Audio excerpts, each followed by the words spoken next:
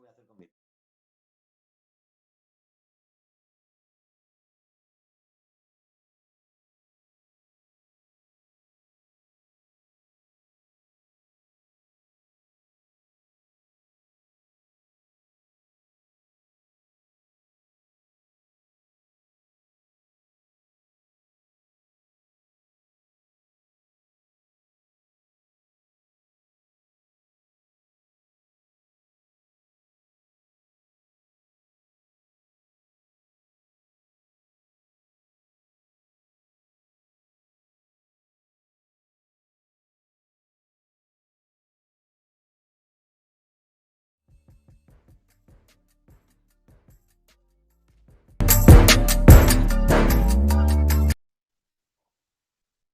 Cerca ya de las 10 de la noche, las 9 aquí en Canarias, como siempre. Hoy estrenamos una nueva imagen en el programa. Ayer estrenamos un nuevo canal que es el Círculo TV y hoy estrenamos imágenes en el sexto programa ya de la Revolución Morada. Hoy vamos a tener una importante entrevista, conversación con uno de los importantísimos analistas que actualmente salen en diferentes medios, tanto en televisión como en radio, a Raúl Peña. Buenas noches, Raúl. Hola, ¿qué tal? Buenas noches, José, ¿cómo estás? Pues mira, bien, ¿cómo está llevándolo todo el tema del coronavirus? Me gustaría preguntarte, para empezar.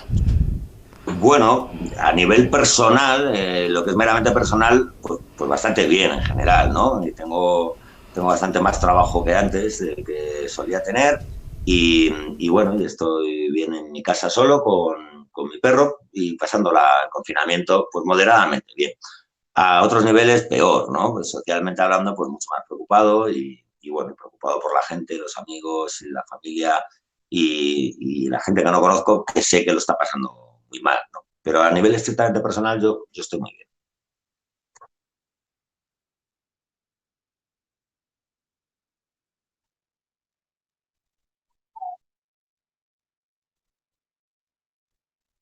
Mm.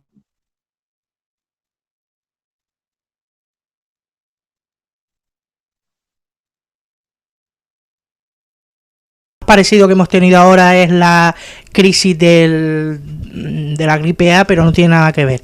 Me gustaría preguntarte qué opinión tienes con respecto a la gestión del actual gobierno.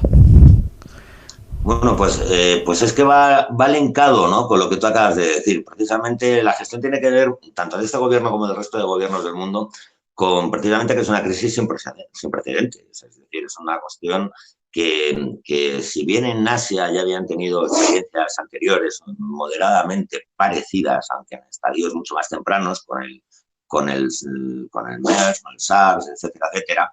En Europa, desde luego, no habíamos tenido nada ni remotamente parecido, ¿no? Y eso se ha dejado notar, se ha dejado notar en la gestión de todos los gobiernos en general, incluido el español. Pero esto no es una crítica ni siquiera para el gobierno central español, ni para los gobiernos de las comunidades autónomas, ni para los otros países, ¿no? Lo comento mucho cuando hablo con mis amigos y mis amigas de estas cuestiones. Me dicen, es que esta decisión y esta decisión que se tomó fueron erróneas, a lo mejor, ¿no? Y es verdad que, que vistas ahora, con el matiz del tiempo, pues hay cosas que se deberían haber hecho de otra forma.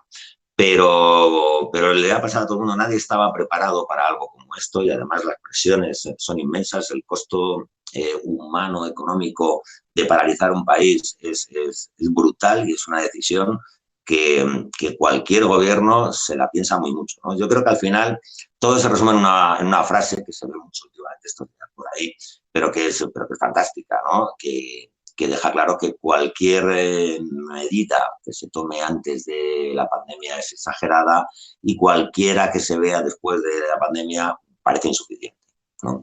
Entonces, bueno, yo creo que el gobierno español en concreto, que es por el que tú me has preguntado, está haciendo todo lo que puede y yo creo que las intencionalidades que está teniendo, es decir, dónde está poniendo el foco de a quién se tiene que proteger y cómo, que es lo realmente importante, porque es lo que realmente pueden hacer, lo que está en su mano decidir. Luego el resto pues es ir viendo día a día con los acontecimientos e intentando hacerlo lo mejor posible. Es decir, yo personalmente estoy satisfecho con que nos estén gobernando, que nos está gobernando en un momento de crisis como este.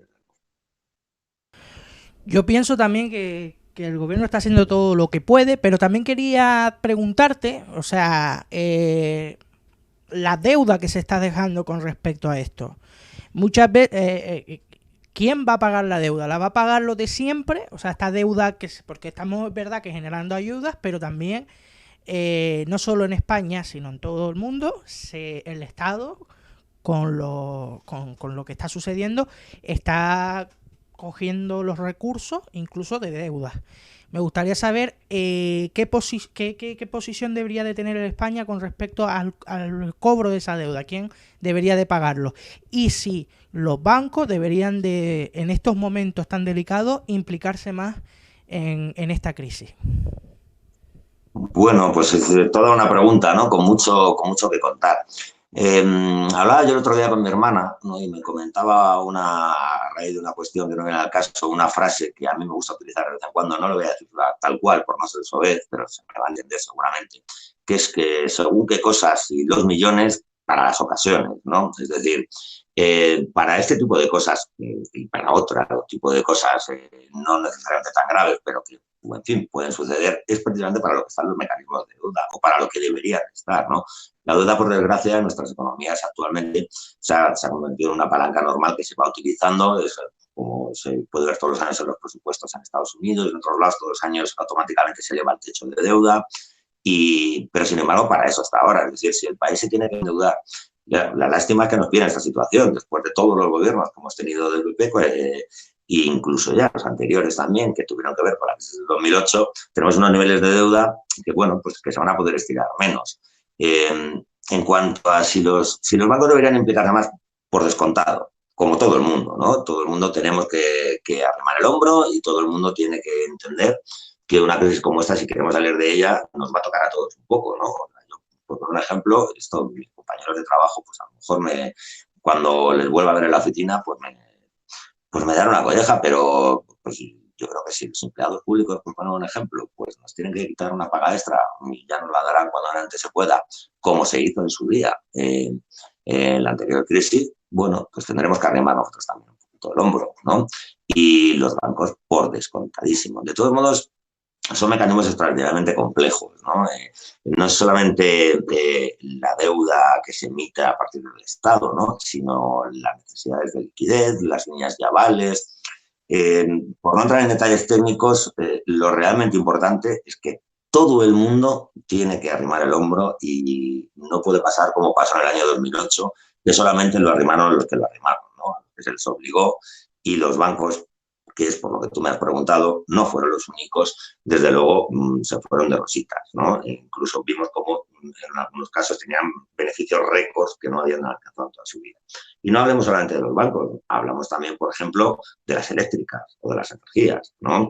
Estamos viendo cómo muchísimas empresas con mayor o menor talante, con mayor o menor cantidad, pero situación. Quizás algunas lo están haciendo como meramente una cuestión de marketing, es decir, bueno, de imagen pública, de relaciones públicas, mejor dicho, pero lo están haciendo, ¿no? A mí me resulta notorio que las eléctricas, las empresas de gas, Fenosa, Iberdrola, etcétera, etcétera, ni siquiera sienten que tengan la más mínima necesidad de hacerse una campaña de imagen o un lavado de cara haciendo unas moratorias o haciendo nada, absolutamente nada. Eso es lo que no puede pasar y eso es lo que a mí me deja tranquilo de que ahora esté gobernando quien esté gobernando, más allá de que luego tenga éxitos puntuales, aciertos puntuales o errores puntuales, que los van a tener, porque los van a tener seguro cualquiera, como lo están teniendo todas las comunidades autónomas, es normal. Lo que importa es la intencionalidad. Y en esa intencionalidad yo estoy tranquilo y contento de que nos esté gobernando, que nos está gobernando. Yo cuando escuché un dato que me resultó bastante dudoso, es decir, ¿cómo puede pasar? En la Comunidad de Madrid, en estos momentos, hay más hospitales privados que públicos. ¿Cómo se puede explicar ese? Y después dicen que han incrementado el Partido Popular, ahora mismo están en el ABC dando una información sobre que los gobiernos autonómicos del PP han subido más los presupuestos en sanidad que los gobiernos de comunidades autónomas del PSOE. Pero la pregunta es, vale, incrementas un presupuesto, pero ¿cuánto de ese presupuesto de sanidad aportas a la sanidad privada? O sea, ¿cuántos conciertos hay con respecto a la sanidad privada? Porque la cosa no es el presupuesto de la sanidad como en sí, de una comunidad autónoma, sino cuánto tú inyectas en la pública y cuánto inyectas en la privada. Y cuántos recursos estás tú aumentando o disminuyendo, porque lo que es también real es que en las últimas décadas ha disminuido, yo estoy hablando de la Comunidad de Madrid, pero podría hablar también de la Junta de Andalucía, que también ha gobernado el Partido Socialista y ha recortado también en sanidad. Y creo que, y yo lo siento que esto suena así de duro, pero pienso, y creo que mucha gente pensará lo mismo, pienso que muchas muertes se hubieran evitado si en estos momentos tanto uno como otros, tanto el Partido Popular como el Partido Socialista, hubiesen invertido lo que se tenía que haber invertido para tener una sanidad pública y de calidad. Es lo que yo creo. Porque muchos de los respiradores que faltan es por falta también de invertir en esos respiradores. Si hubiéramos tenido un número, es verdad que a lo mejor hubieran faltado, pero a lo mejor no hubieran faltado tanto. ¿Me entiendes? Entonces, creo que es elemental en ese sentido de que creo que muchos de los problemas que están teniendo también de recursos, de seguridad de los mismos trabajadores de la sanidad pública, estamos hablando de que un 15% de los enfermos de COVID-19 son sanitarios, que están codo a codo con los pacientes y que no tienen la seguridad. Pues creo que eso también son cosas que debemos de aprender para que en un futuro no nos pillen, como se dice coloquialmente en Braga, este tipo de crisis. Bueno, muchas cosas, ¿no?, que comentar. Lo primero, que cómo se explica en la Comunidad de Madrid que haya más hospitales privados, privada, y privados que públicos. Bueno, pues explica porque vamos 25 años siendo gobernado por personas que piensan, con buena fe o que mala fe, hay de todo en la viña del Señor, que lo público nunca es la solución, sino que es el problema, ¿no? Y además yo he debatido muchísimo en televisión con personas del Partido Popular, con personas de Vox, con personas de Ciudadanos, durante a lo largo de estos últimos años, y me resulta curioso cómo ahora recula todo el mundo, ¿no? Pero a mí lo han dicho en directo tranquilamente y siempre lo han opinado. Es decir, no, señor, es que no tiene que haber sanidad pública, tiene que haber sanidad privada, porque es más eficiente, porque más tal, cosa que no es cierta, de hecho, ¿no? Pero independientemente, ellos lo piensan, lo creen y es el modelo que han defendido, y en la Comunidad de Madrid, donde llevan 25 años gobernando con las competencias en exclusiva de la sanidad, pues han llevado a cabo su agenda política. Su agenda política consistía en eso, ¿no? Luego esto se materializa de muchas formas, lo que comentabas de los presupuestos y muchas otras cuestiones, ¿no? Que supone, o sea, la marea blanca lleva muchísimo tiempo haciendo un detalle muy pormenorizado de todo lo que se hace, cómo se hace, etcétera, etcétera, y en Madrid nos lo conocemos más que sobra, con lo cual, bueno, pues así se explica. Que si se hubiera invertido más en la sanidad pública, en la Comunidad de Madrid y en otras comunidades autónomas, como tú me has comentado, gobernadas por otros partidos, estaríamos mejor. Sin ningún tipo de duda, estaríamos mejor. Pero también hay que ser justo. Es decir, aunque hubiéramos tenido, por supuesto, que cuanto mejor hubiera sido nuestra sanidad pública, más preparados estaríamos y menos gente lo estaría pasando mal y probablemente menos gente hubiera fallecido. Pero no es la panacea tampoco. Es decir, el tema de los ventiladores, que es uno de los que tú me has comentado, ¿no? En la economía y más en las administraciones públicas, las cuestiones presupuestarias van extremadamente ajustadas siempre. Es decir, si me invento los datos, si normalmente tiene que haber 100 ventiladores y en esta crisis se van a necesitar 5.000, pues no íbamos, por muy buena sanidad pública que tuviéramos, no íbamos a tener 5.000. No, a lo mejor tendríamos 200, seguirían faltando, desde luego, ¿no?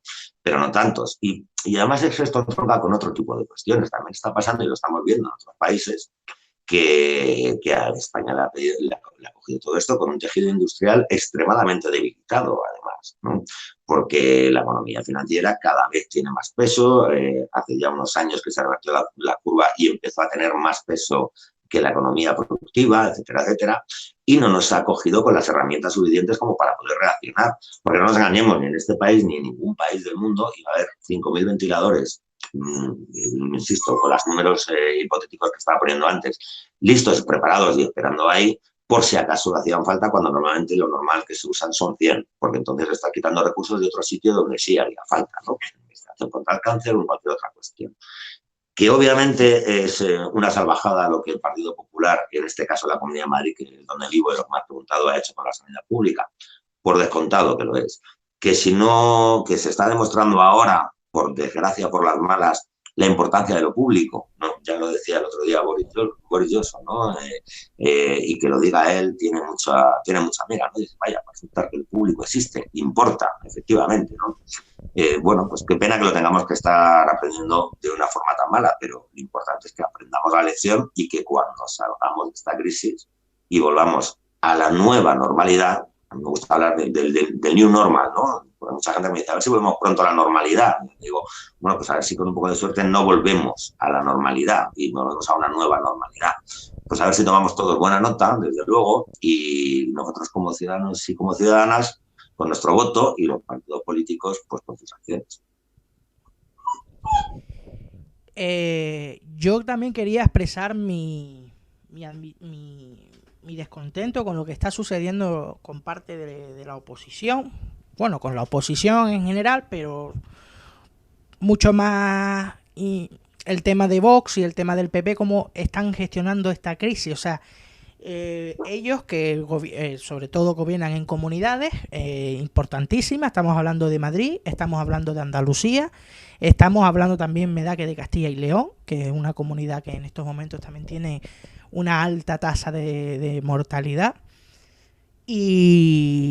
y están responsabilizando al gobierno de España, que como gobierno tiene en estos momentos 4 meses de vida, de los cuales llevan 3 meses o 2 meses y algo sin la crisis que estamos teniendo en estos momentos del coronavirus, responsabilizándolos y llamándoles incluso, yo he escuchado palabras de genocidio, o yo no sé, que se están tomando unos términos que no son normales, que no son éticos dentro de la oposición. Yo entiendo que en la oposición tenga que hacer de oposición, pero una cosa es hacer de oposición y otra muy distinta es hacer lo que están haciendo, que sobre todo también están pagando, y eso ya se sabe, están pagando bots para acompañar esos bots con informaciones falsas. ¿Qué opinión tienes sobre la posición que tiene en estos momentos la oposición en España con respecto al coronavirus? Bueno, la oposición es muy diversa y hay muchos tipos de oposición, ¿no? Me estás preguntando por la más notoria y la más evidente, que son la del Partido Popular y Vox, ¿no? Porque Ciudadanos, sorprendentemente, también se está viendo en el Ayuntamiento de Madrid, están teniendo, bueno, pues normal, después de los últimos resultados electorales que tuvieron, están teniendo una actitud muy diferente, digamos, tanto en el ayuntamiento como en otros ámbitos competenciales, ¿no? Cosa que es muy de agradecer. Lo del PP y Vox no tiene nombre. Y bueno, sí tiene nombre, pero yo soy un chico muy educado y no los voy a soltar aquí, ¿no? Pero desde luego es la quinta esencia de la oposición miserable. Miserable a más no poder y además extraordinariamente dañina, ¿no? Y además es que lo vemos, yo lo veo en directo todos los días, y supongo que tú también, con los grupos de amigos y de amigas de WhatsApp, ¿no? Cuando empiezan a circular según qué bulos, ¿no? Estamos en un momento de tan extraordinaria sensibilidad en el que lo está pasando tanta gente tan mal, es todo tan extraño para todo el mundo, ¿no? Y estamos muy sensibles a muchas cosas y es normal que lo estemos, ¿no? Y cuando llega una nueva avalancha de bulos, ¿no? Que empiezan, uno lo va notando automáticamente cómo se van filtrando, ¿no? Cómo van poco a poco goteando por tus grupos de amigos y de amigas, y uno ve el odio, la mala leche, el desánimo y toda la carga de negatividad brutal que vienen junto con ellos, ¿no? Y bueno, pues se tiene que dedicar uno, y esto te habrá pasado a ti, le habrá pasado a todo el mundo, y tienes que dedicar las siguientes 2-3 horas de tu vida a estar desmontando uno a uno todos esos bulos, cargándose de paciencia. Desde luego no pueden estar teniendo una actitud peor. De Vox es esperable, y del Partido Popular de Casado también. Siguen los dos enredados en su competición tramontana de a ver quién es, lo voy a decir como es, a ver quién es más animal de bellota, porque están actuando como unos auténticos animales, desde luego, ambos dos, tanto el Partido Popular, por lo menos el Partido Popular de Casado, es decir, como Vox en general en todos los lados, se están comportando como auténticos animales y están haciendo muchísimo daño. Están haciendo muchísimo daño al país, muchísimo daño a la población y nos están haciendo mucho daño a nivel personal. Desde luego es otra de las cosas que yo espero que se tome buena nota, ¿no? Porque es auténticamente vergonzoso y además la oposición tiene que hacer oposición y debe de hacer oposición, ¿no? Pero uno ve la oposición que se están haciendo en otros países, ¿no? En otros sitios, en países incluso donde han tenido durante décadas y décadas durísimos enfrentamientos, ¿eh? No es que estamos hablando de países donde siempre se han llevado bien la oposición a los gobiernos. No, países que históricamente también han tenido muchísima lucha política, están ahora a lo que tienen que estar todos y todas absolutamente unidos en primero superar esto, en ser proactivos, en ayudar, en estar al lado de quien está gobernando tanto en las comunidades autónomas como en el gobierno central, como en todos los lados, y luego ya después, cuando esto acabe, veremos. Pero el Partido Popular y Vox no se han enterado, siguen en su... Para ellos es como si no hubiera pasado esto del coronavirus. Es más, yo no tengo ninguna duda, por cierto, no lo voy a personificar en ninguna persona, ¿no? Para que nadie me tal, que yo estoy convencido de que más de uno, más de dos, han brindado con champán encantados de que haya llegado el coronavirus porque les presta una ocasión fantástica para poder arremeter contra el gobierno. No tengo ninguna duda y cualquiera que les conozca un poco y que vea el odio que destilan no tendrá ninguna duda de que están contentos de que esto esté pasando.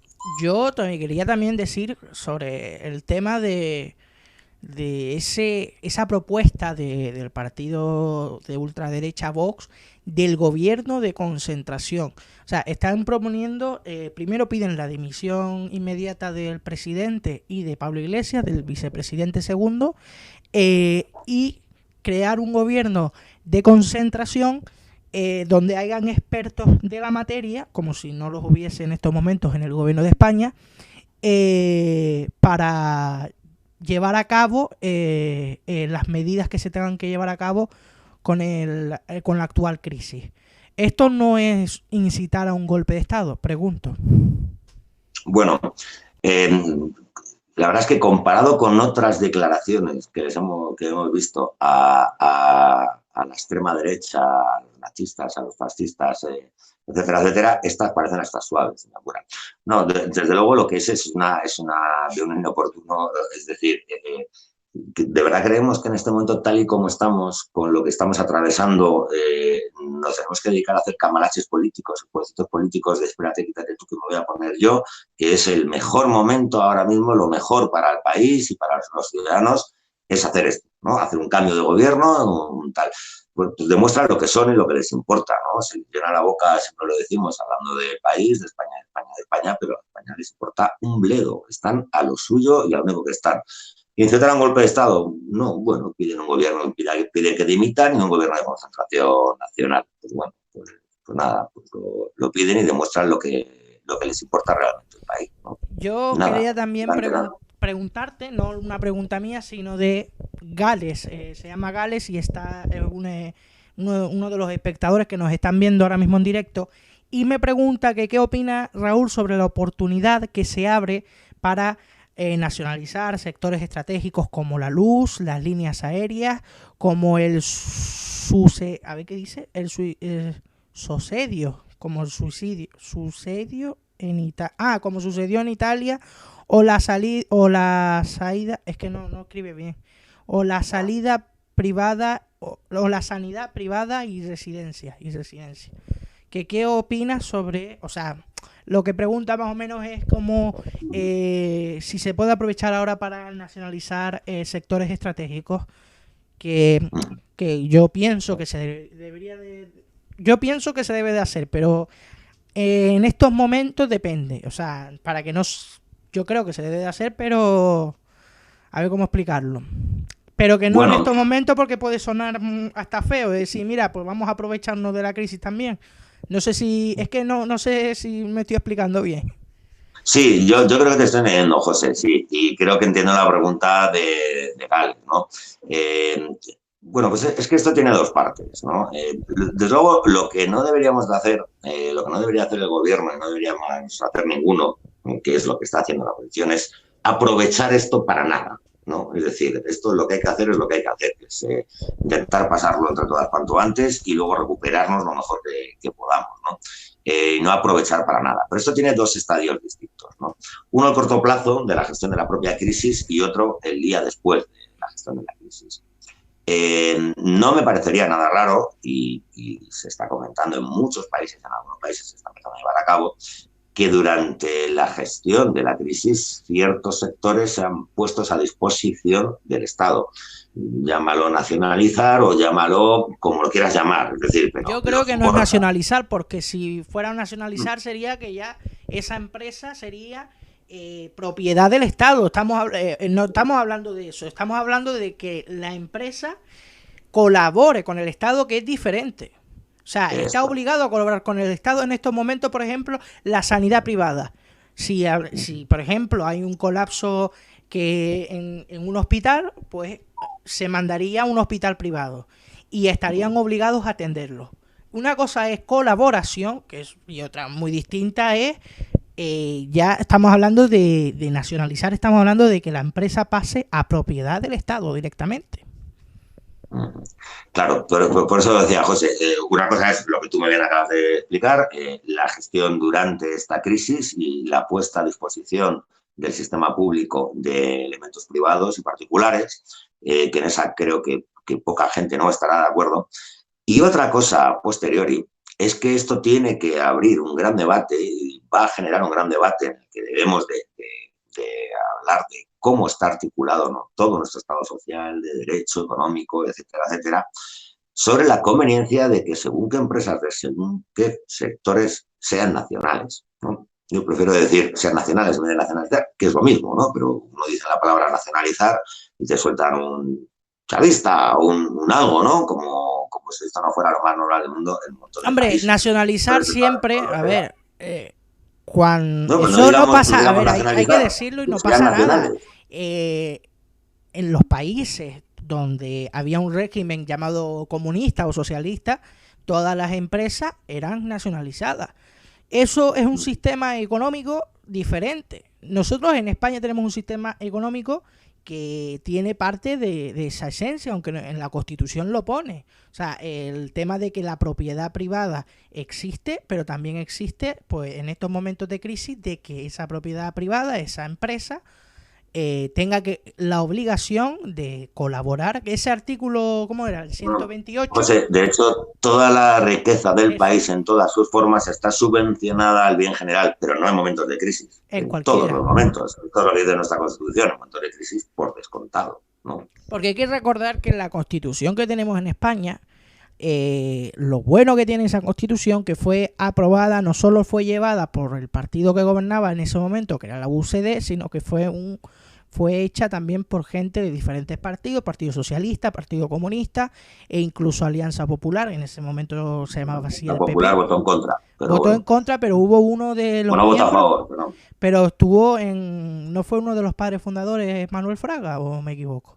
Sí, o sea, pero estuvieron todos más o menos involucrados. Sí, después lo que hicieron fue votar en contra, pero fueron parte de la realización de la Constitución, que después fue aprobada por mayoría. Bueno, pues el artículo que me acabas de nombrar probablemente sea una de las propuestas de en ese momento los socialistas o los comunistas. No creo que ningún franquista vaya en ese momento a apoyar dicho artículo. Y claramente la Constitución como documento en sí, como ley suprema que tiene un Estado, pues puede ser leída de una manera o de otra. Y ese también es el problema. O sea, el problema es, vale, te dice que toda la riqueza del país está subordinada al interés general, pero también te dice que se debe de respetar la propiedad privada. Entonces ahí hay un choque de decir, pues mira, dice esto, pero también dice esto. Entonces, pues ahí... No hay ningún choque, José. Quiero decir, son cuestiones que son complementarias.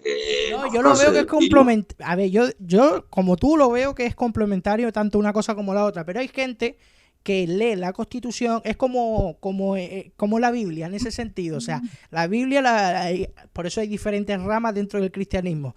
Hay católicos, hay protestantes, hay testigos de Jehová, y cada uno lee la Biblia como le interesa. En ese sentido, pues lo mismo pasa con la Constitución. Cada uno lee los artículos de la Constitución al interés partidista de uno, y de ahí algunos se autonombran constitucionalistas cuando no lo son.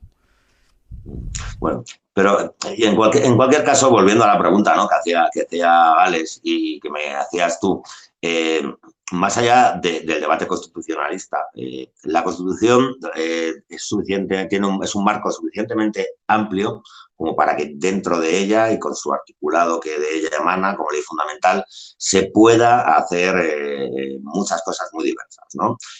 A mí personalmente, yo he dicho antes, no me gusta de hablar de nacionalizaciones, me gusta hablar de que sectores estratégicos para nuestro país, sectores extraordinariamente importantes por muchos motivos, sean gestionados desde lo público, es decir, sean nacionales, ¿no? Cosa que pasa en muchos países y no se entiende de otra forma, ¿no? Claro, yo a veces, por ejemplo, trabajo en el Ministerio de Defensa, entonces a veces pues se van poniendo ejemplos, ¿no? Es decir, bueno, pues a ti no te parece que la sanidad podría ser privada, digamos, dicen que sí, y tal, no sé qué, y llega un punto que te dicen tanto, no, es que todo es mejor así, y dices tú, bueno, y el ejército, por poner un ejemplo, pues lo privatizamos también el ejército, porque también son funcionarios, ¿no? También son parte de la administración pública, y si va a ser más eficiente y van a funcionar mejor, pues vamos a hacer un ejército. Lo privatizamos también, ¿no? Y lo contratamos en otro país o algo. Dicen, no, hombre, no, eso no, porque eso es esencial.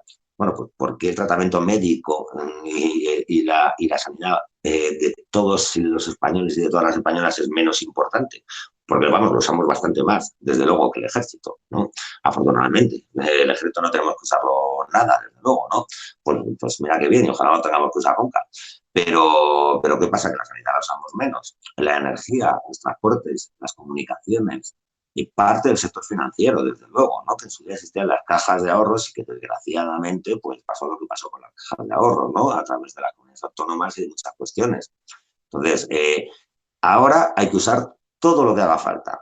Punto. Al gobierno, de luego, no le debe temblar la mano en absoluto, y al resto de gobiernos de las comunidades autónomas dentro de sus límites competenciales que les hayan quedado igual, no les tiene que temblar la mano en absoluto para coger los sectores que necesita en este momento el país para salir adelante y coger y decir, señores, ustedes hasta que esto acabe van a arrimar el hombro como que más.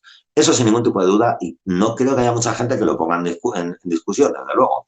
Pero independientemente de eso, y me permito insistir, cuando todo esto termine, hay que abrir un muy serio debate, muy de fondo, para cambiar todo el paradigma que llevamos teniendo en las últimas décadas en nuestro país, de ir cada vez más desmontando lo público, quitando lo público, porque se está viendo que la mano invisible del mercado no regula lo que debe regular ni cómo lo debe regular, entre otras muchas cosas que ya lo sabíamos antes también. Pero luego ahora hay que abrir ese debate, porque creo que hay bastantes sectores que actualmente no son nacionales que desde luego deberían serlo. Pero cuando esto acabe, lo hablaremos con calma. Sí, espero cuando termine esto también tenerte en el programa. Mira, quería preguntarte una cuestión importantísima, que es el tema de los datos. Mucha gente está diciendo que no se están dando los datos reales de tanto de infectados como de fallecidos por coronavirus. ¿Hasta qué punto puede ser esto cierto? Y si el gobierno en este sentido tiene responsabilidad, porque es que este bulo, no, a ver, yo puedo decir que pueden a lo mejor haber más datos, pero no es a lo mejor solamente responsabilidad del gobierno, sino también de los medios que se tengan. Entonces, preguntarte claramente de por qué la extrema derecha está utilizando en estos momentos esta información de decir que los casos, sobre todo de fallecidos, no son los que oficialmente se están dando por parte del Ministerio de Sanidad. Bueno, pues dos partes, José. Primero, lo que es meramente objetivo, ¿no? Lo que es la cuestión de que estabas hablando de los datos, ¿no? Esto lo estamos viendo, y esto tiene una extraordinaria dificultad, y lo estamos viendo en todos los sitios, ¿no? En todos los países. Definir los criterios para contabilizar según qué cosas, según qué no cosas, es extremadamente complicado, ¿no? A mí lo que realmente me importa sobre todo es que los gobiernos en general los mantengan, es decir, que no vayan cambiando de criterio cada poco tiempo, ¿no? Porque eso sí realmente nos falsea mucho la foto de cómo estamos. En cuanto a, por ejemplo, claro, es que los recursos son limitados, ¿no? Y uno tiene que ponerlos donde tiene que ponerlos. Entonces, el tema de la gente infectada. pues no existen recursos suficientes, no hay posibilidad de hacer un test a todas las personas en este país. No podemos, ¿no? Y no hay ninguna duda, viendo otro tipo de indicadores, de que hay muchos más infectados, pero aquí y en todos los países de los que se hay, porque se hacen los test que se hacen, ¿no? Uno ve, bueno, se pueden intentar extrapolar datos a través de tanto por ciento de pruebas realizadas por millón de habitantes y con ese tanto por ciento por millón, pues modificar el dato de los positivos y te pueden salir datos más o menos homogéneos independientemente del país donde lo hagas, pero es de una extraordinaria complejidad, luego, ¿no? Y en cuanto al tema de las muertes, pues también, claro, recordemos que en general de COVID-19 no se muere poca gente, se mueren de otras cuestiones aledañas, ¿no? Esto es como cuando, bueno, no estoy haciendo chanza, ¿no? Pero como cuando pues, un amigo mío, ¿no? Que se dedica a estas cosas, decía, pero si ya te digo yo que el 100% de las muertes las provoca un paro cardíaco. Hombre, claro, sí, ¿no? Entonces, pues es complicado a veces ver cuándo una muerte ha sido causada directamente por el coronavirus o no. En otras ocasiones no es nada complicado, ¿no? Y hay que hacer pruebas, y hay que hacer autopsias, y hay que hacer pruebas en profundidad, etcétera, etcétera, y son recursos, y yo no sé personalmente cómo se está haciendo en cada comunidad autónoma, o si se está haciendo con una orden centralizada de sanidad, y no sé cuáles son los criterios, y imagino que, por ejemplo, son cosas muy técnicas, muy específicas, imagino que se están haciendo intentando distribuir los recursos de la mejor forma posible. Es decir, bueno, pues si tengo recursos para averiguar estas cosas o tengo que ponerlos en intentar tratar a los vivos, pues a los vivos.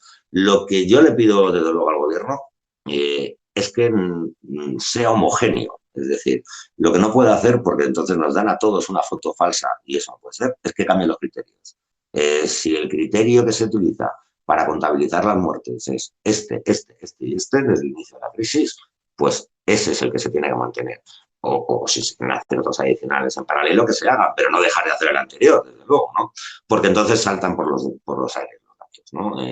Y en cuanto a por qué Vox lo utiliza o por qué Vox dice y tal, pues es que lo hemos hablado antes. Y, mira, estamos hablando, yo soy madrileño, ¿no? Vivo aquí al lado de la Gran Vía. Y a mí me dio un gran dolor ver el otro día la foto que manipuló Vox y que publicó en sus redes sociales, en sus perfiles, ¿no? De la Gran Vía madrileña, mi querida Gran Vía, que tengo aquí al lado, Sí, llena de ataúdes con banderas españolas, ¿no? Yo comenté esa foto en el programa, pero no la voy a poner. O sea, me no, parece tan doloroso esa foto, tan fuerte, claro. que... Entonces, estamos hablando de un partido político que coge una fotografía de la Gran Vía, la manipula con Photoshop, pone un montón de ataúdes para simbolizar la gente, los españoles y españolas que están muriendo, tapados con la bandera de España, y la publica en sus redes sociales, ¿no? Entonces, un partido que hace eso, pues ya me da igual todo lo que me diga, o sea, da exactamente igual cualquier cosa que diga. Y toda esta crisis, la gestión de toda esta crisis tiene una brutal complejidad, y el gobierno seguro que ha hecho más de una, más de dos y más de tres cosas mal, y seguro que va a seguir haciendo alguna que otra mal. Seguro, porque es que es imposible. Además son juegos de suma negativa, es decir, hay veces que hay que tomar decisiones que dices, bueno, es que esta decisión es el mal menor y va a generarme estos otros tres problemas, ya lo sé, pero si tomo la contraria me van a generar 5, ¿no? Y me van a atacar, bueno, pues me van a atacar, pues es lo normal, pero claro, Vox en este escenario, con sus bots, con sus fake news y con fotos como la que estamos viendo el otro día, pues está encantado en su salsa y tiene cada 5 minutos, tiene una ocasión para arremeter y soltar bilis contra el gobierno. Y lo va a seguir haciendo, pues, y el PP a su zaga, desde luego, porque no le va a la zaga, es decir, están, lo decíamos antes, siendo unos miserables y aprovechando uno de los momentos más dolorosos y más duros que estamos viendo en este país en décadas, pues para intentar calentar al gobierno y ponerse ello. Ahora vámonos a un plano más internacional, o sea, la gestión de esta crisis, cómo la está llevando en estos momentos Europa y cómo lo está llevando también países que no son Europa. Estoy hablando de Estados Unidos, de cómo lo está gestionando China, Corea del Sur y Japón. Bueno, en general, cómo estás viendo un resumen de cómo lo está llevando cada país. En Sudamérica estamos viendo muchos casos en Bolivia, me da que es en Bolivia o en Ecuador, no me acuerdo ahora en qué país era, pero por ahí estaba aumentando mucho las cifras de casos y Brasil también. Brasil es uno de los países más, el país con más casos que hay ahora mismo en Sudamérica. Y creo que gestionando, hemos visto que la gestión llevada por populistas como Trump, como Bolsonaro, como, como Boris Johnson, ha perjudicado a la gestión de la misma crisis. Bueno, hay casos especialmente paradigmáticos y dolorosos, como puede ser Bolsonaro o el primer Boris Johnson, ¿no? Pero lo mismo que estoy diciendo para el gobierno de España aplica para el resto del gobierno del mundo. Es decir, es que realmente nadie está preparado para esto, ¿no? Realmente nadie está preparado para algo así. Y en Occidente, especialmente, menos preparado, y nos ha pillado a todo el mundo, ¿no? A todo el mundo le ha pillado, quien más, quien menos. Según va pasando más el tiempo, pues cada vez se sabe más de la enfermedad y cada vez se sabe más del desarrollo que ha tenido en otros países y afortunadamente pues podemos intentar desear que los países que todavía no están en un estado tan grave como podamos estar en Europa, pues le pongan coto. Pero no quiero cargar especial tinta contra ningún gobierno en especial, porque es que, insisto, lo mismo que aplica para España aplica para otros lados. Es que esto es extraordinariamente difícil, ¿no? Sí hay cosas muy interesantes que se pueden extrapolar los datos, ¿no? Ayer hablaba con mi amigo Johnny, tuvimos un largo debate sobre estas cuestiones por WhatsApp, por supuesto. Y bueno, ¿no? Él me estableció como 3 grandes grupos de países, ¿no? Los que lo estaban llevando muy bien, los que lo estaban llevando medio, pues los que estaban llevando muy mal, ¿no? Y era muy curioso porque los patrones eran muy notorios, ¿no? Porque me dijo, venga, ejemplos de países que lo han llevado bien. China, me dijo China, Taiwán, Corea, Japón, bueno, una serie de tal. Todos asiáticos, todos estábamos hablando de regiones localizadas en Asia, ¿no? Eran todos los que lo habían llevado bien. Los que medio, y me decía unos cuantos, eran todo como centroeuropeos y norteeuropeos, ¿no? Y luego los que peor lo estaban llevando, pues países del sur, ¿no? Y Inglaterra y Estados Unidos, ¿no? O sea, pues es curioso, hay patrones, ¿no? De cómo se está desarrollando la enfermedad y cómo se está abordando en cada lado, que tienen mucho que ver, pues por un lado, con cuestiones genéticas, porque tiene que ver con cuestiones genéticas, porque hay grupos poblacionales, ¿no? que tienen un distinto comportamiento ante las enfermedades autoinmunes y ese tipo de cuestiones. Recordemos que la mayoría de las muertes de gente que no tiene una precondición muy seria están siendo por razones desmesuradas del propio sistema defensivo, ¿no? También es muy interesante ver los datos de la edad media de la población, ¿no? Porque, por ejemplo, España es el país del mundo con mayor esperanza de vida, ¿no? Y hablaba yo también con ello cuando hablábamos de África, ¿no? Y del temor que se tiene de que cuando llegue a África y a la África subsahariana con plena potencia, si es que llega la epidemia, lo que puede pasar allí con su sistema de sanidad y que paradójicamente pues de momento no lo están llevando nada mal, de momento, ¿no? Y otro de los factores que influyen también es que en muchos de esos países tienen una media de edad, la media de nuestra vida, la vida menos todavía, pero tiene una media de edad que a lo mejor está en torno a según los países, entre los 17 y los 28 años, menos que en España, por poner un ejemplo, ¿no? O en Europa. Y esto estamos viendo desgraciadamente que es una enfermedad en la que la edad es un factor importantísimo, ¿no? Entonces, bueno, es muy interesante verlo y creo que todavía falta un poco de tiempo para poder hacernos bien la foto, ¿no? Porque cada país, hay países que dicen esto lo está llevando bien. Bueno, pues que están en un estadio un poco diferente al que están otros países, ¿no? En algunos sitios ha empezado antes, otros después, tiene mucho que ver con las conexiones internacionales. Ayer hablando también con otra persona que conozco, hablábamos de que en Argentina se habían suspendido todos los vuelos a partir del día 13 de marzo, etcétera, etcétera, ¿no? Y me interesó el dato, me puse a mirar bien los datos de AENA y de la entidad aeroportuaria argentina también, y hay aproximadamente unos grandes números, unos 10.000 vuelos internacionales al año aproximadamente en Argentina, ¿no? Y en España hay como 426.000, ¿no? Estamos hablando de 42 veces más. Entonces, claro, pues hay sitios que son hubs de comunicación que están mucho más interconectados, donde ha golpeado mucho antes la pandemia. Bueno, desde luego daría para hacer un monográfico solo sobre esto, ¿no? Un monográfico en el Sí, que además sí, se pudiera algo contar bastante con gente del extenso. mundo de la sanidad y con expertos epidemiólogos.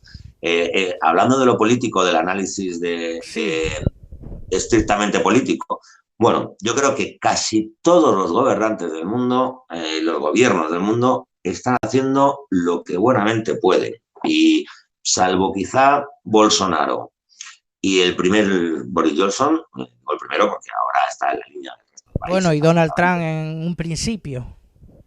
Sí, también, efectivamente, ¿no? Y Donald Trump, pero también, pero lo que pasa es que Donald Trump se bajó antes, Claro, todavía que Boris Johnson, ¿no? pero Mucho antes es todavía que Boris que, Johnson. O sea, empezaron a ver los números, la curva, ¿no? Mi mejor amigo pero, de Londres, pero yo cuando lo que habló con él. quiero también decir claro es que la gente en general se sorprende que en China en estos momentos hayan y se ha paralizado más o menos un poco más de 80.000 casos y en Estados Unidos estemos hablando de 400.000 casos, 426.000 casos. Entonces, eh, es un poco también de decir que también existen en la zona de Oriente eh, unas medidas de protección que se han tomado incluso hasta antes. O sea, a ver cómo decirlo, que son muy escrupulosos los orientales también, hay que decirlo. A la hora, por eso tampoco, Todo sí, suma, José, pero yo creo que el factor clave en este caso, cuando estamos hablando de China, es que, o sea, imagina que a nosotros también hablan de que, esto nos no, vuelve pero a espera, suceder. y ahora sigue. También hablan de que en China están mintiendo en dichos datos. O sea, hasta cómo podemos decir que eso es verdad o es mentira. De que en China estén, porque es una dictadura y el gobierno dice que puede engañar los datos oficiales sobre el COVID-19 en China. Pues es muy difícil, es prácticamente imposible. O sea, ¿no? Decía la famosa frase de que si uno retuerce lo suficiente a los números, acaban confesándolo todo, ¿no? O sea, es extraordinariamente difícil saber los números exactos y lo que está pasando o no en China. Pero lo que no es difícil es hacer el análisis político y echar un poquito la vista hacia atrás y ver qué pasa, ¿no? Entonces, yo te planteo un supuesto hipotético, José, ¿no? Imagínate que ahora, bueno, termina la crisis del coronavirus dentro de un mes, dentro de dos, dentro de cuando termine, ¿no?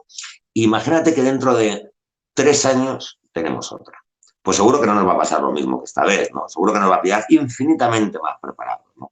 Bueno, pues esto es lo que ha pasado con China. Es que en China y en Asia ya tuvieron antes el SARS, tuvieron antes el MERS, que lograron contenerlos, y aparte de cuestiones genéticas, aparte de cuestiones de que, en el caso concreto de China, su forma de gobierno bueno, hace que se puedan ejecutar según qué decisiones, ejecutar, vaya verbo que he usado, por cierto, según qué decisiones de una forma muy rápida y muy ágil y con poca oposición, por decirlo así, ¿no? Pero es que además es un país que está estrechamente vigilado por la OMS y por mucha otra gente, precisamente por este tipo de cuestiones. Pero es que además ya han pasado por este tipo de procesos anteriormente, ¿no? Entonces, y eso se nota, todo eso confluye, se nota en China, se nota en Japón, se nota en Corea y se nota en toda esa zona, en toda esa parte de Asia, del lejano oriente, ¿no? Siempre se dijo, y se está notando mucho. Entonces, sin embargo, en Occidente somos la antítesis de todo eso, ¿no? En Occidente, bueno, siempre me olvido nuestra burbuja, estamos hablando de una interconexión de viajes y tal absoluta, ¿no? Estamos prácticamente no existen las fronteras, dentro de Europa nada, y con Estados Unidos, sí, con todas las limitaciones que uno quiera, pero pues el número de vuelos internacionales diarios de Estados Unidos es increíble, la cantidad de gente que va y que viene, ¿no? Estamos hablando de unas economías extremadamente delicadas, porque están todas al límite, ¿no? El liberalismo ha tensado la cuerda de la ganancia y del capital hasta el punto de que no se puede parar. Se para una semana, 2 semanas, 3 semanas, un mes, es un desastre absoluto, ¿no? Y son economías, además, con sus lobbies y sus grupos de presión que presionan brutalmente para que todo siga en marcha, ¿no? Son más gogón, la bola siga rodando, que si no, los beneficios bajan. Y además con no demasiada conciencia social de este tipo de cuestiones. Nos parece una cosa siempre muy lejana, ¿no? Que pasaba por ahí en China. Entonces, bueno, pues ahora hemos tenido una tormenta perfecta y a todo Occidente, por llamarlo así, entendamos, ¿no? Occidente nos ha pasado. Pero insisto, no creo que sea culpa de los gobernantes de cada uno de los países, salvo la parte que toca de que son gobernantes que se han ocupado al poder con el paradigma social que tenemos en Occidente, ¿no? O sea, los culpables somos todos como sociedad y no nos centremos como si fuéramos extremadamente católicos en el tema de la culpa, la culpa, la culpa. Bueno, los causantes somos nosotros y los que tenemos la solución y lo podemos solucionar somos nosotros y nosotras, ¿no? Yo ya para terminar termine... con el tema internacional, ya lo último que te pregunto sobre este tema. El tema de la cuestión europea. Ahora mismo se ha vuelto a poner en duda la existencia de la Unión Europea como estamento, como base, después de ver cómo parte de la típica riña entre el norte y el sur se ha vuelto a encender con el problema de le llaman los coronabonos o algo así, esos bonos que está pidiendo Italia y España para aliviar sobre todo la deuda que pueda tener con el Banco Central Europeo, que ya están diciendo que les va a comprar la deuda a España. Toda la deuda que vaya a venir en España se la comprará a un 0% de interés. Eso no sabemos si va a ser bueno, si Europa en sí, o sea, las ayudas que se está pidiendo a Alemania y a Francia, que son el corazón de Europa, son el centro de Europa, si pueden, ¿crees tú que esto puede ser el principio del fin de la Unión Europea? Este tipo de riñas entre unos países y otros, ¿y hasta cuándo crees tú que puede durar este conflicto? Bueno, puede ser el principio del fin o puede ser el principio del principio, ¿no? Y yo fíjate, le cambio un poco la pregunta a José, no tanto de hasta cuándo puede durar este conflicto.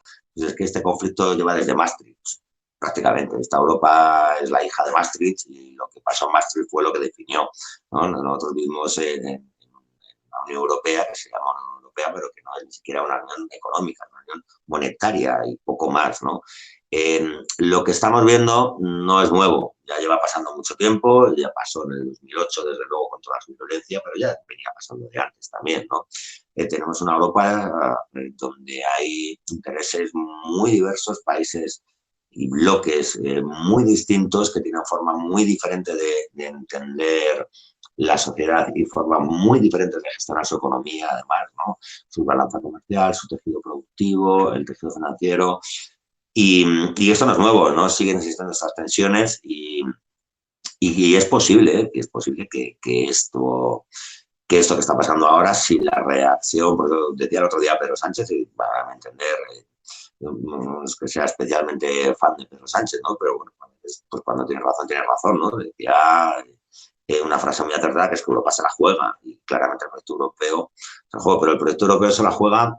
De hecho, si no hubiera pasado nada de esto, el proyecto europeo, tal y como algunos lo soñaron o como si nos gustaría a muchos que fuera, ya estaba tocado de muerte, ¿no? O sea, esto puede ser como el último canto de cine, la última oportunidad, entre comillas, que tenga para cambiar y convertirse realmente en una unión económica, política, social y desde muchos otros puntos de vista.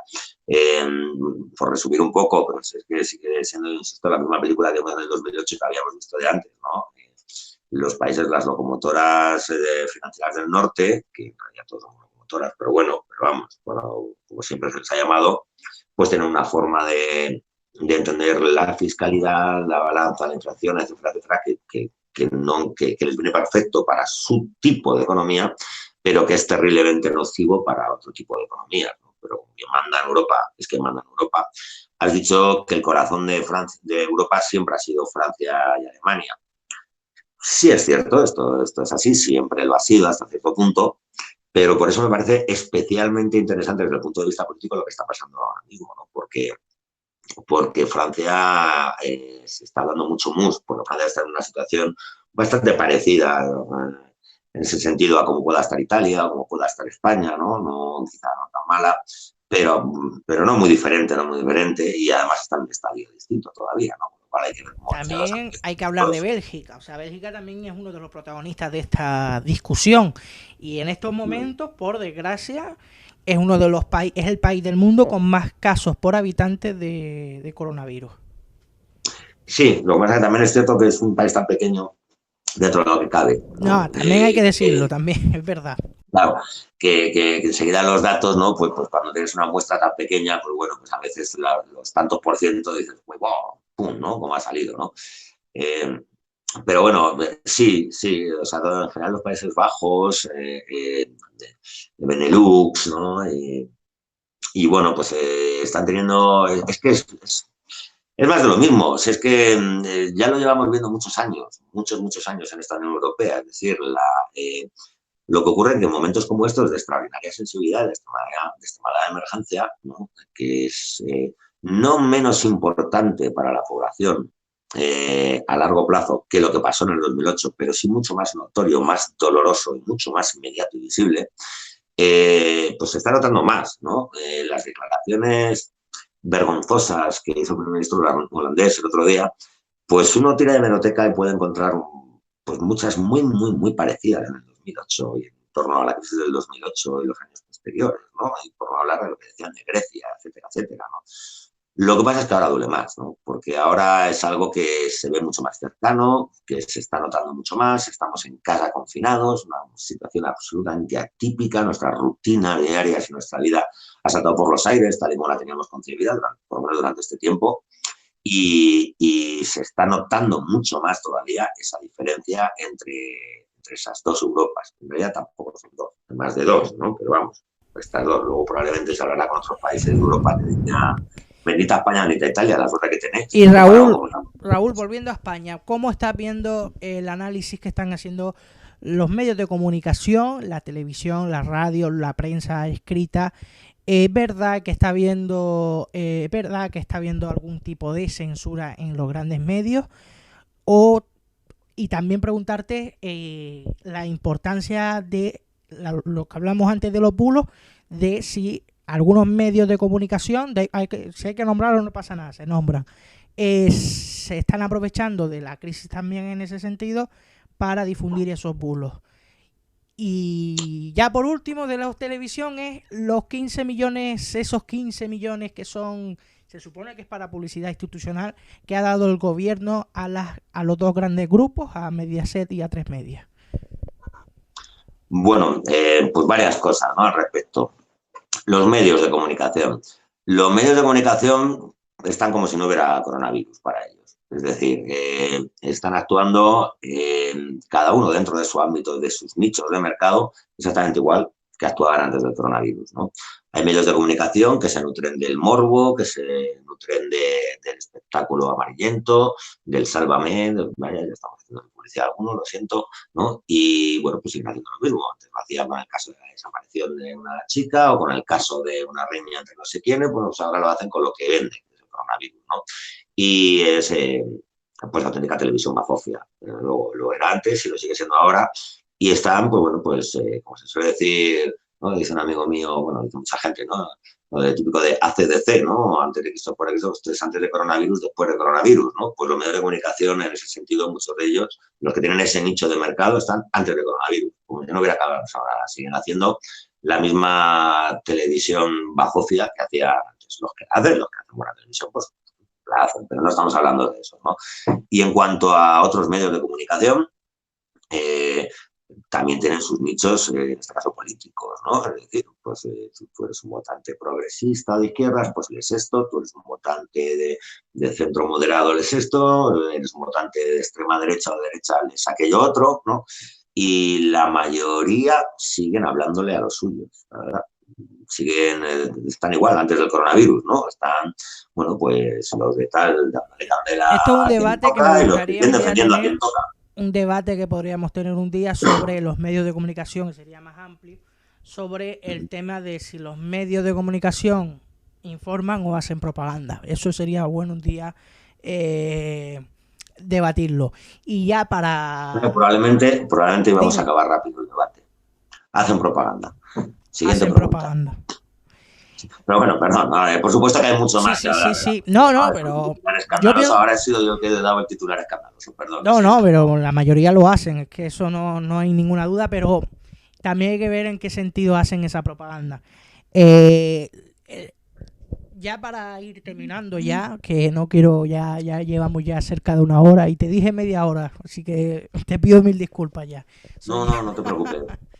Bueno, Mi pues ya perro que quiere salir de paseo, soy el único que te puede decir algo, pero vamos. pues ya para ir finalizando la entrevista, que ha sido bastante cordial, a mí me ha gustado mucho, preguntarte ya por último sobre la situación que vamos a vivir después del coronavirus. Y viene a colación también a esta pregunta de la renta, que el otro día lo estuvimos aquí hablando en el programa, la renta mínima vital. ¿Qué importancia puede tener esa renta, no solo ahora, en estos momentos de crisis, sino también después, cuando termine la crisis del coronavirus y empiece la dichosa crisis económica que sufriremos, no solo aquí, sino en todo el mundo? Bueno, pues una vez más, al igual que cuando hablábamos antes de sectores estratégicos que sean nacionales, distinguir las dos velocidades, ¿no? Los dos momentos, ¿no? Uno, las ayudas, llámale uno renta, ingreso mínimo vital, renta básica, paquetes de ayuda, de estímulo, actuales ahora para este momento concreto, ¿no? Y otro, el día de mañana.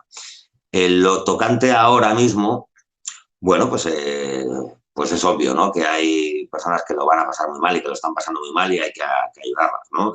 Yo estos días especialmente concienciado, estos días, estos últimos meses, y especialmente atento a un sector que cada día me preocupa más, que es el de los autónomos en concreto, ¿no? Y es un sector en el que el gobierno está haciendo esfuerzos, pero está haciendo menos esfuerzos de los que yo considero que debería de hacer, ¿no? Creo que se deberían hacer muchos más esfuerzos todavía, porque a diferencia de otros sectores, por supuesto que siempre hay personas puntuales, ¿no? Pero a diferencia de otros sectores, el impacto que está teniendo para los autónomos es tremendo, ¿no? Hay muchísimos que toda la actividad se ha ido directamente a cero. Somos un país de servicio en muchos aspectos, ¿no?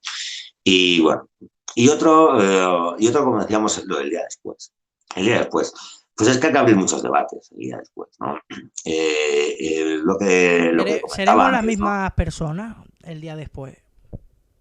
¿A qué te refieres? A O ver, sea, personalmente, si somos los si nos mismos, yo espero que comportaremos no. de la misma Yo espero que manera. no lo seamos.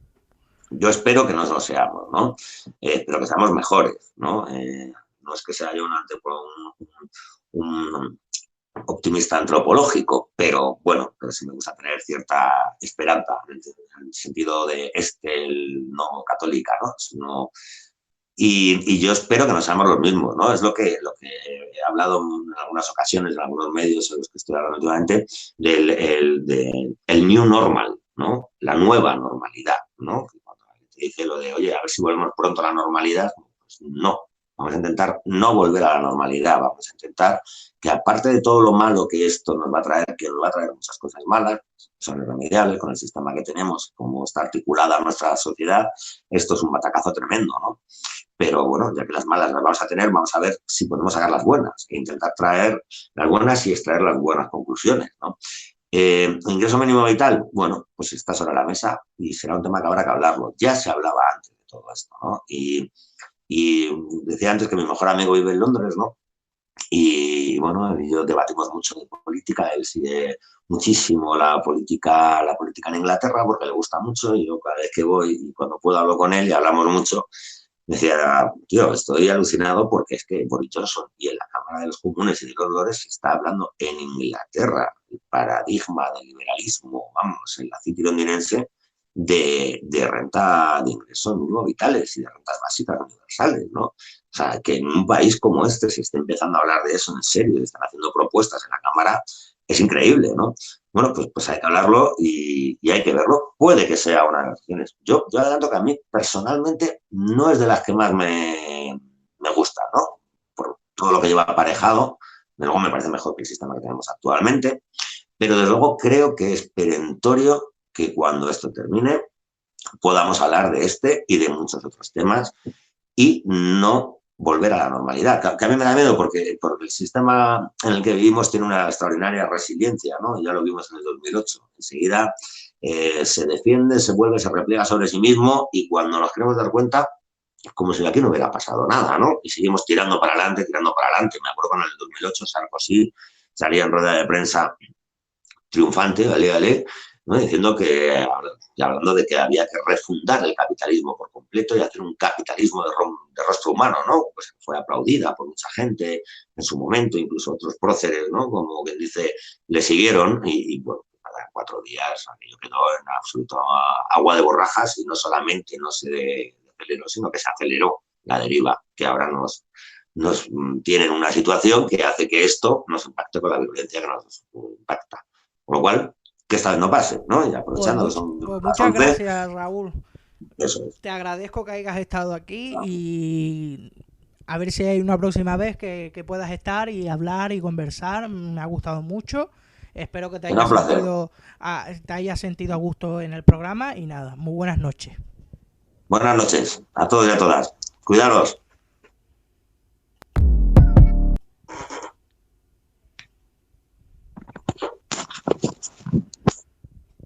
Bueno, señores, pues aquí termina ya la entrevista que hemos tenido. 1 horita hemos estado hoy, señores.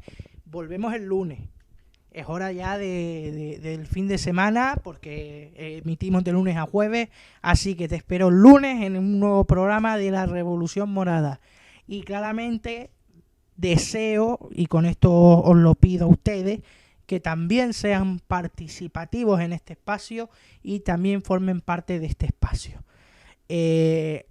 Agradezco mucho la difusión también de este programa para que se conozca, así que si quieren difundir, por ejemplo, esta entrevista, difúndanla, compártanla, suscríbanse al canal para que tengan cada día a las 9 de la noche, bueno, 9 de la noche aquí, a las 10 en Madrid, a las 10 de la noche cada día, vean este espacio.